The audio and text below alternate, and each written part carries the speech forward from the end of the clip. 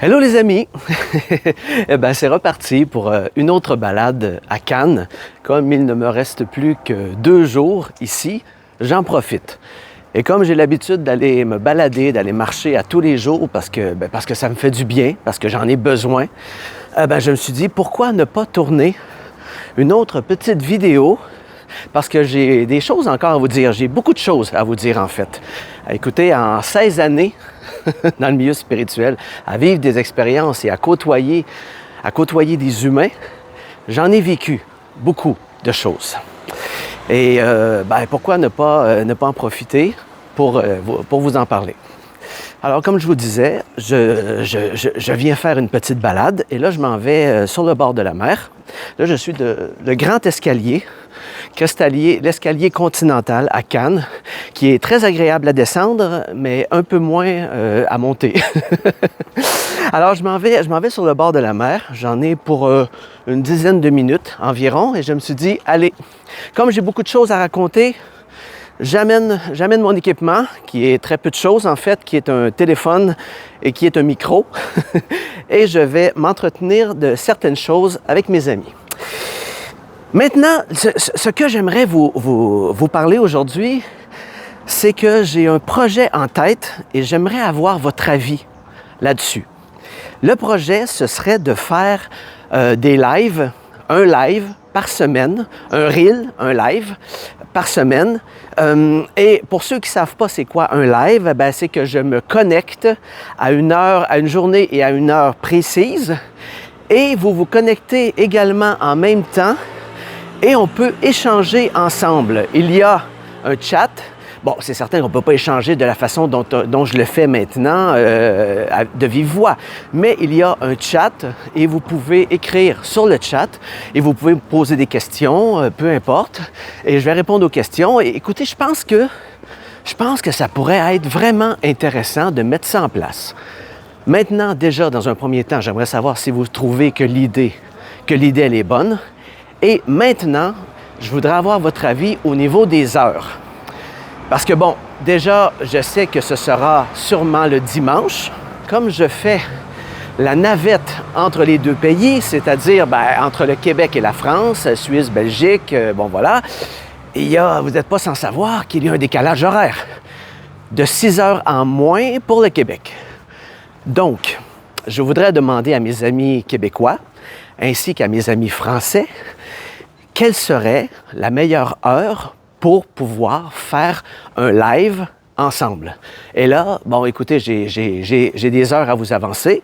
Et les heures auxquelles j'ai pensé, ce serait 21h, de 21h à 22h15 pour les gens qui sont en France et de 15h à 16h15 pour mes amis québécois. Alors, je suis tout à fait conscient que, 15h à 16h15, c'est en plein milieu de l'après-midi, mais je ne peux pas faire autrement. C'est hyper compliqué, mais dites-vous bien que si pour vous, ça vous casse, ça vous coupe votre après-midi, pour moi aussi. Parce que quand je suis au Québec, je n'ai pas le choix de m'aligner avec ce fuseau horaire. Alors, dites-moi dans les commentaires si vous croyez que ça pourrait être intéressant de faire des lives et dites-moi aussi au niveau des heures. Si vous avez d'autres suggestions, vous y allez. Moi, je vais tenir compte de vos suggestions. Mais je pense que les heures auxquelles j'ai pensé, je pense que ça serait...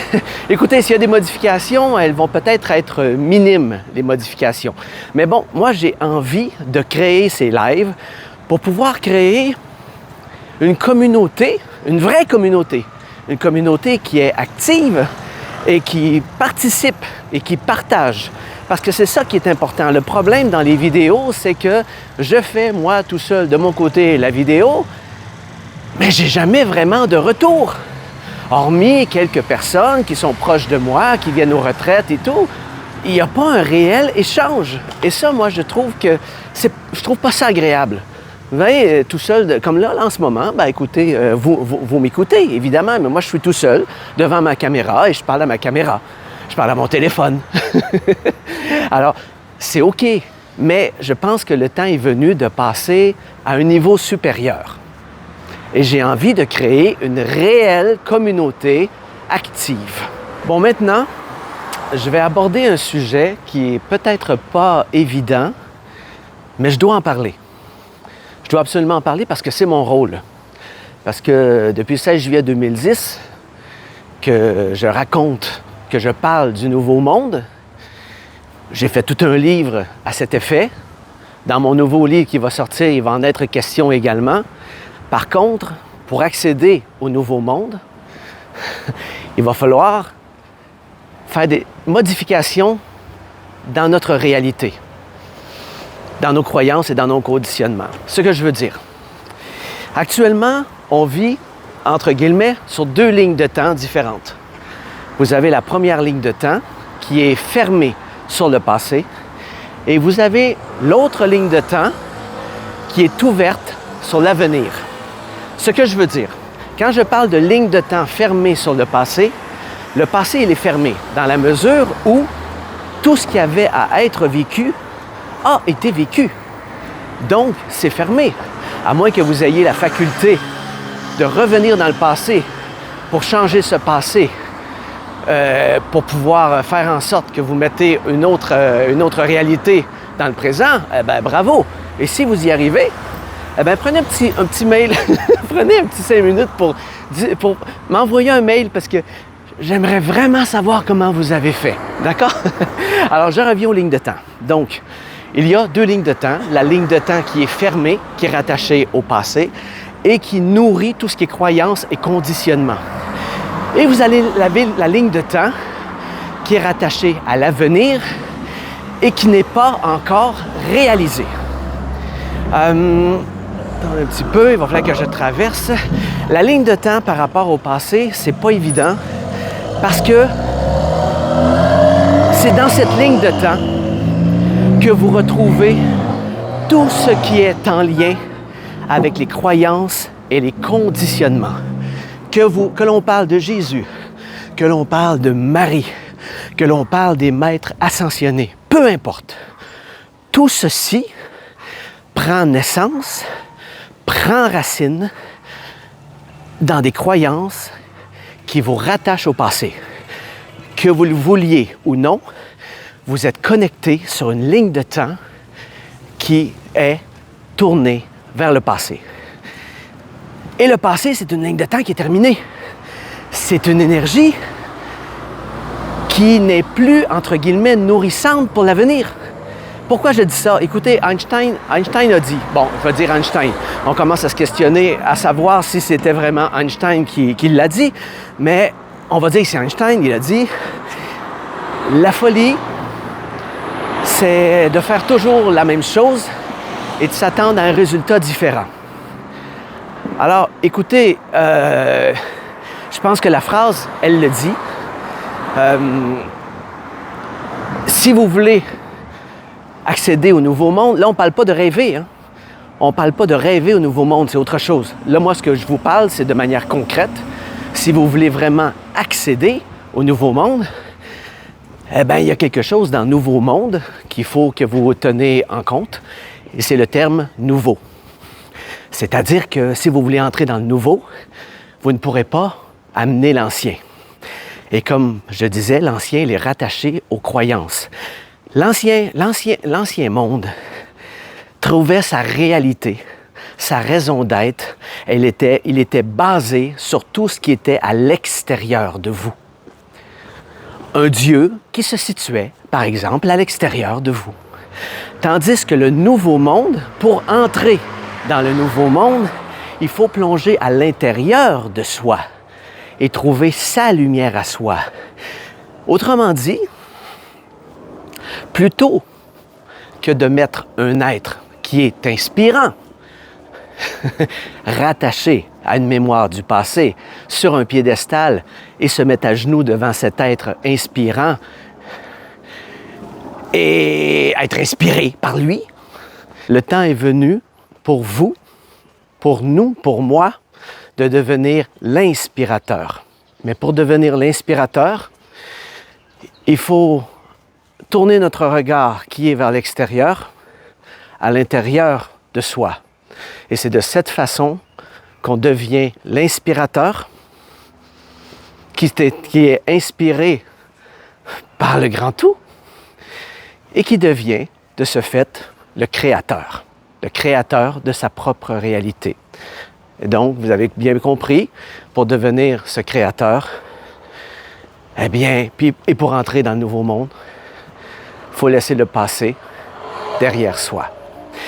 Je n'irai pas plus loin, parce que je pourrais dire beaucoup de choses et entrer beaucoup dans les détails, mais je pense que ça suffit pour le moment. Parce que c'est un sujet qui n'est pas évident à aborder. Alors, je vais y aller petit à petit. Maintenant, attends, là, je vais traverser. Vous savez, je veux juste apporter cette petite nuance. Là, je vais m'adresser à mes confrères québécois. Alors, vous savez, ici en France, quand vient le temps de traverser à des passages de piétons, eh bien, ça se passe généralement hyper bien. Je veux dire, les Français, dans la grande majorité, sont respectueux. Alors, ils arrivent vite en voiture, hein? Au début, c'est saisissant pour un Québécois parce qu'on n'est pas habitué de voir ça. Ils arrivent très vite. Mais lorsqu'il y a un passage à niveau et qu'ils voient qu'il y a une personne qui attend pour passer, eh bien, sincèrement, ils freinent et ils nous laissent passer. Et ça, c'est wow! Maintenant, je vais m'adresser à mes amis français qui écoutent cette vidéo. Si un jour vous allez au Québec et que vous vous retrouvez devant un passage à niveau, surtout, ne vous lancez pas, même si vous avez priorité, parce que je peux vous assurer que le Québécois dans sa voiture, écoutez, c'est Donald Trump aux États-Unis. C'est le roi et maître. Alors, non seulement il n'arrêtera pas, mais en plus, il va vous klaxonner. Et s'il est en mesure de le faire et vous tombez sur une mauvaise journée, eh bien, il va vous engueuler. Alors, sincèrement, pour les Français, et là, je vais m'adresser aux Québécois, si vous avez l'habitude de vous balader, de marcher, de faire des balades en ville, est-ce que vous confirmez ce que je vous dis? Que c'est hyper dangereux, ça, au passage à niveau? Alors, j'aimerais vous lire en bas de la vidéo. En tous les cas, moi, juste la dernière fois, je suis allé au Québec. Ça va faire bientôt 3 mois. Je suis resté 3 mois. En 3 mois, à 2 reprises, il a fallu que je roule sur le capot d'une voiture parce que si je n'avais pas roulé, on me fauchait les genoux. Et on m'a klaxonné en plus. Et j'avais priorité. C'est bien, hein? Allez, bon, écoutez, je suis rendu. Je vais vous dire à très bientôt pour une prochaine vidéo. Je ne sais pas encore de quoi je vais parler, mais je vous le demande. Dites-moi dans les commentaires au niveau des heures et tout ça, et dites-moi aussi par rapport au fait si vous êtes Québécois, si c'est vrai ce que je dis. Allez, à très bientôt. Bye bye.